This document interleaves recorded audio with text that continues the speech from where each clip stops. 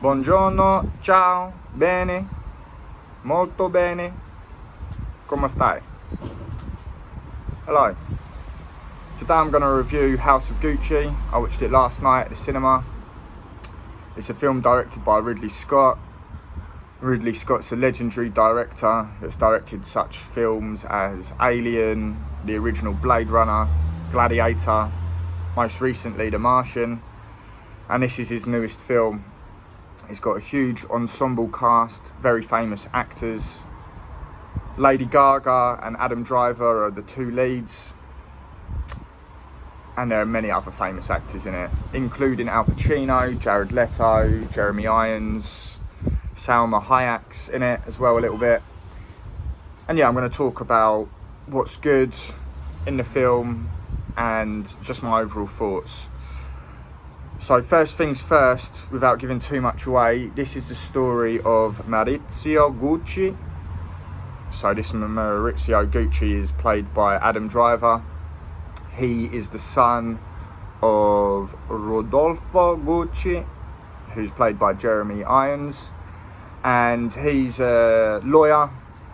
He's a little bit shy, he's a little bit reserved. He's not very flamboyant at all. Though he does have the Gucci name, and Gucci at the point of the film starting is a well-known high-end fashion brand. The first half of the story, or the main focus of the story, is his relationship with Lady Gaga, and her character's name is Patrizia Reggiani, and she is not from the same sort of family as he is, but then they meet at a party and you follow their relationship, all the while learning the intricacies and nuances of the Gucci business, which is headed up by Al Pacino and Jeremy Irons. Adam Driver's cousin is played by Jared Leto, and I think this is the best thing I've ever seen Jared Leto in. He looks completely different. I think they somewhat put him in it. They must have put him in like a fat suit or something. Not that he's really fat, but he's like chubbier, and he's got like like a sort of friar tuck thing going on with his hair on top, but at the sides it's long and scraggly. He's a very flamboyant, eccentric designer. And yeah, you follow his story too. So I don't want to give too much of the story away, but you follow Adam Driver and Lady Gaga in their relationship, and as I just said, now and I'm repeating myself, but regardless. The music's great in this, as one may imagine, or one might imagine. I'm not sure what one that would be. It's a very stylish film. It's a great advert for Gucci, style-wise, maybe not with regard to the business and how cutthroat it is, though I don't think anyone is would be surprised at seeing that.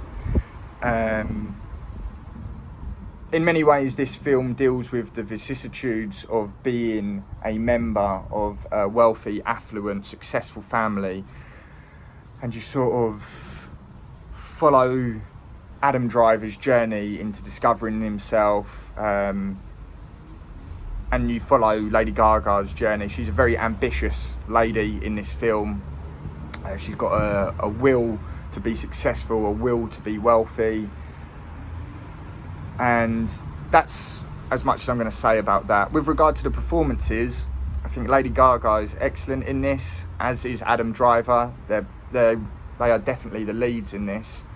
I was concerned when I watched the trailers at Lady Gaga's accent, I've got to be honest, when she does the name of father, son and House of Gucci thing. I think she sounds more Russian than Italian in this, or in that trailer, and a few other things she says. But no, she does sort of have a good Italian accent in it, because of course they're not Italian Americans, they're from Tuscany, which I didn't know, but they're a Tuscan family. And yeah, her accent's good. Adam Driver's accent's probably the most consistent and best throughout. Jeremy Irons is probably the worst. I mean, Jeremy Irons is the voice of Scar from Lion King. He's also, is it Hans Gruber's brother in the Die Hard? I think he's in the third Die Hard film. He's in loads of stuff. He's in the Lolita. Nabokov adaptation, and a whole host of films. But he's got like this posh English voice. I mean, that's just his voice, I think. And he kind of maintains it in this film, though he's supposed to be this aging Italian man. They're my notes. Let's put them down there. So sometimes I think he forgets that he should be Italian, and then he like throws in this Italian accent. Sounds ropey, to be honest, but he's pretty good in it. Al Pacino's fantastic in it, but that should come as no surprise. Al Pacino's a Hall of Fame legendary actor. He's great in it. Like I say, Jared Leto is fantastic. So the performances all the way around are good. You see the characters go on some real arcs. It's a fascinating story at the end, because it says like based on true events. You find out what happened after the events where the film ends, which is really interesting and surprising. And one may leave the cinema feeling unsure on how they feel towards the characters. You go on a sort of roller coaster of emotions and opinions on each. But overall, I would recommend it, especially if you like serious Hollywood high-end production films, sort of biopics. I suppose you could put it in that category. Direction's good, their acting is mostly good, the score's fantastic. I don't know if you'd call it as a score really, because it's more just taking tracks from the 80s and then the 90s and superimposing them on the scenes. If you fancy Adam Driver or Lady Gaga, it's a good film to watch for that. There's a few steamy sex scenes with them both in, so if that's your bag or you're interested in seeing them get real close and intimate and physical, it's worth seeing, probably just for that.